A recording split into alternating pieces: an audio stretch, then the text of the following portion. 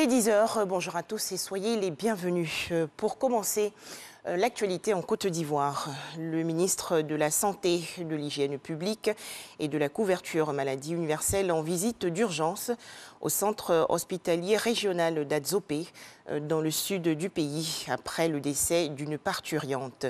Pierre Demba a rencontré la famille éplorée et appelé au calme. Le ministre de la Santé a également rassuré les populations que des mesures seront prises pour qu'un tel drame ne survienne plus jamais dans cette localité. Un sujet plus heureux à présent, la télévision numérique terrestre, la TNT, lancée au centre émetteur de Dimbokro, dans la région centre du pays. Dimbokro constitue la 4e localité après Abidjan, Bouaké et Korogo, faisant passer le taux de couverture de la TNT à 80%.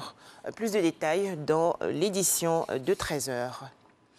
Toujours en Côte d'Ivoire, le ministère de la fonction publique et de la modernisation de l'administration veut améliorer la qualité du service public. La ministre Anne-Désirée Ouloto a donc rencontré il y a quelques jours les gestionnaires des ressources humaines de ce département ministériel.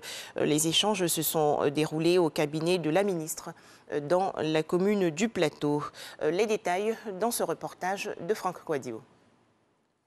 Une administration publique efficace ne vaut que par des agents qualifiés et soucieux du service public. Le rôle du directeur des ressources humaines dans une telle administration est d'y veiller. Nous sommes passés d'une administration du personnel à une administration des ressources humaines. Le capital humain a repris tous ses droits et est venu se placer au cœur du dispositif de notre administration publique. Des relais qui sont sous la tutelle de la fonction publique et de la modernisation de l'administration.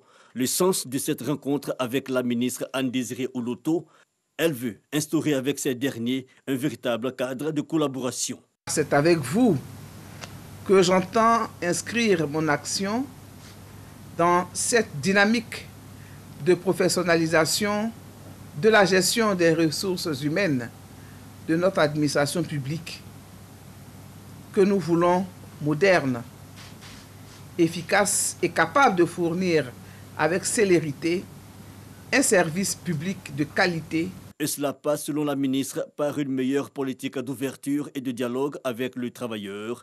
Le ministre a aussi demandé aux gestionnaires de ressources humaines d'être d'efficaces relais sociaux et administratifs.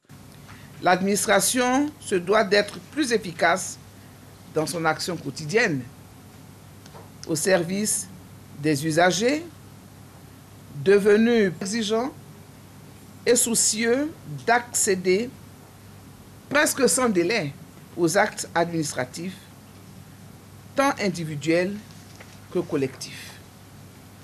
Toute chose qui nécessite l'introduction de nouvelles dispositions dans la gestion de nos ressources humaines, à l'effet de renforcer la collaboration entre notre ministère et les différents ministères.